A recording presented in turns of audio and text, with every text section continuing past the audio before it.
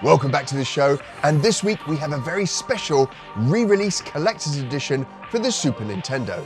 It's very rare and expensive, and it's Majyuo King of Demons. My name's Mike, and this is the Retro Gamer Boy Show.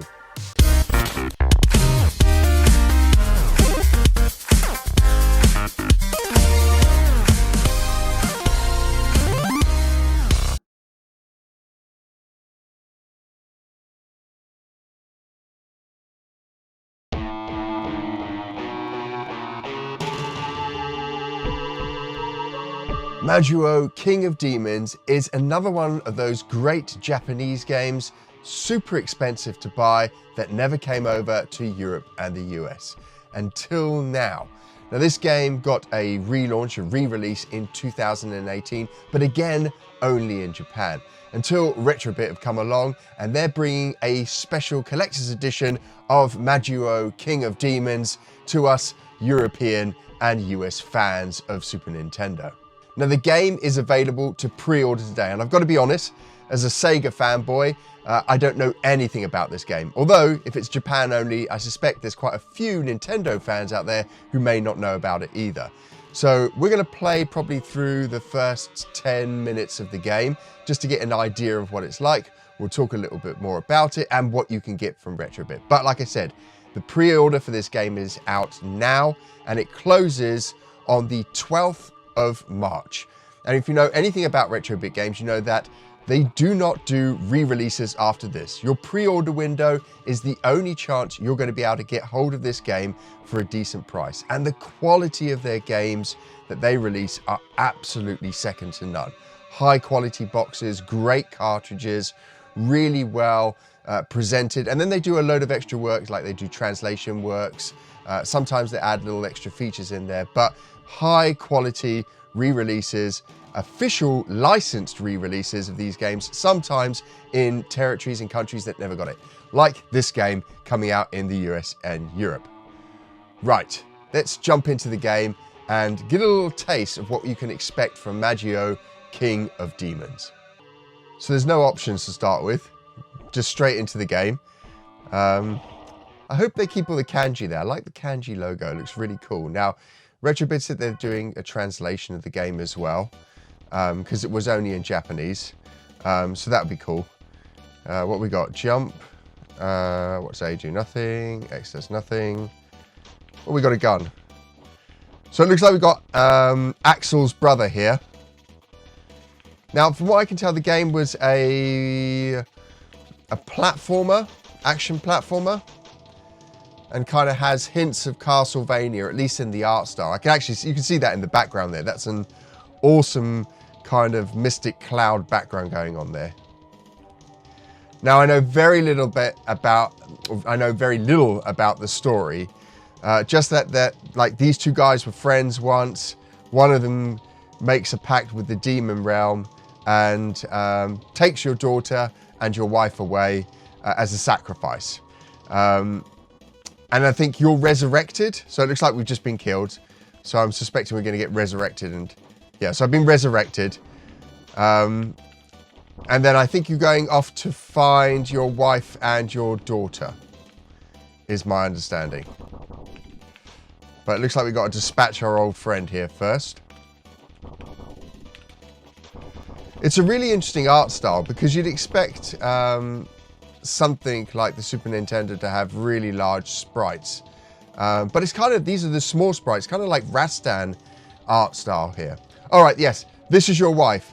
So your wife's now been turned into a fairy. So she sacrifices herself so that you two can go save your daughter.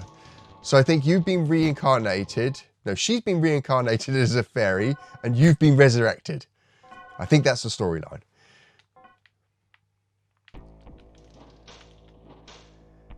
So I can shoot left and right. Can I shoot down? Ooh, so I could do some kind of power jump down, and you can double jump. But you can't shoot up, which is weird. I'd like there, I desperately want to be able to shoot up. But we'll persist. Oh, hang on, you look scary. Oh, I missed whatever that is. power-up of some kind, maybe. It feels really reactive, like the jump feels really active. And you know, visually, it reminds me of a lot of the, or some of the indie titles that are coming out. So if you follow the channel at all, you'll know about 𝗵𝗺𝗃𝗃, which is coming out on the Genesis and the Mega Drive. This reminds me of that, but with guns and zombies. And I quite like the small pixel art style, right? I know some people insist that it's got to, you know, a game should be using every sprite it can, and you know, visually has to be as large a presence on screen as possible. But I quite like the changes in art style. Oh look, we got Zombie Blaze down there. There's going to be lots of Sega references. You know I'm a Sega guy. But it feels nice. It definitely feels like a modern indie title. I mean, I think this game came out in 1995. So, you know, at the time the PlayStation came out, this game was released. So, you know, I suspect the reason why it's so expensive is that around that time, people were buying less and less 16-bit games, right? The 32-bit era had come along. Do you have N64? Would the N64 be out about this time? Maybe. So people were picking up the more modern consoles, and so some of these newer releases for the 16-bit console just didn't sell many, and so because of that are harder to get hold of. Right, this looks like we got a bit of a boss level.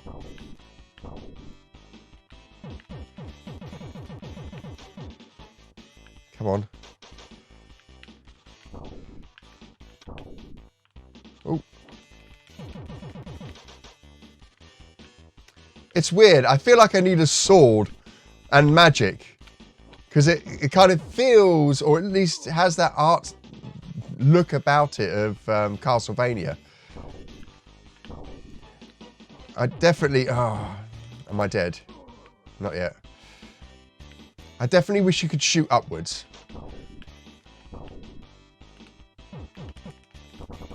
Hey, just about survived that.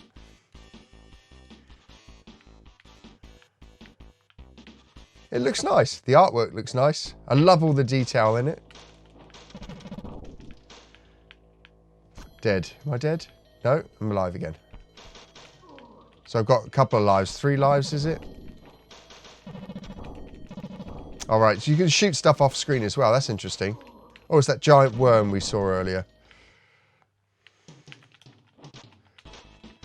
It's one of the Dune worms. Come on. I'm not going to survive this, am I?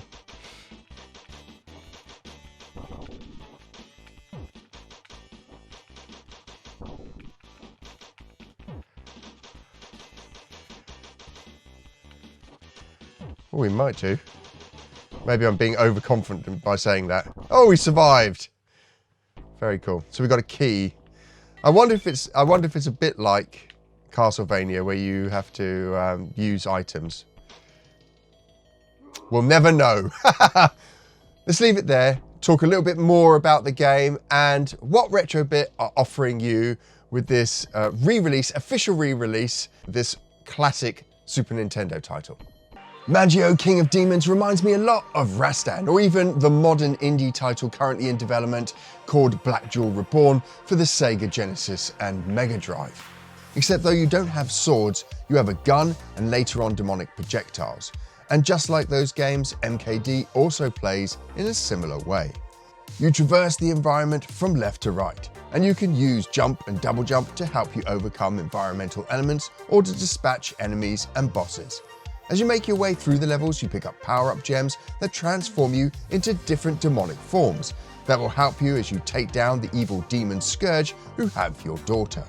Visually, the game looks nice. The post-apocalyptic worlds are well drawn with nice details and narrative storytelling. As I mentioned during the playthrough, the smaller character won't be to everyone's taste. The linear gameplay and OK soundtrack won't set your world on fire either.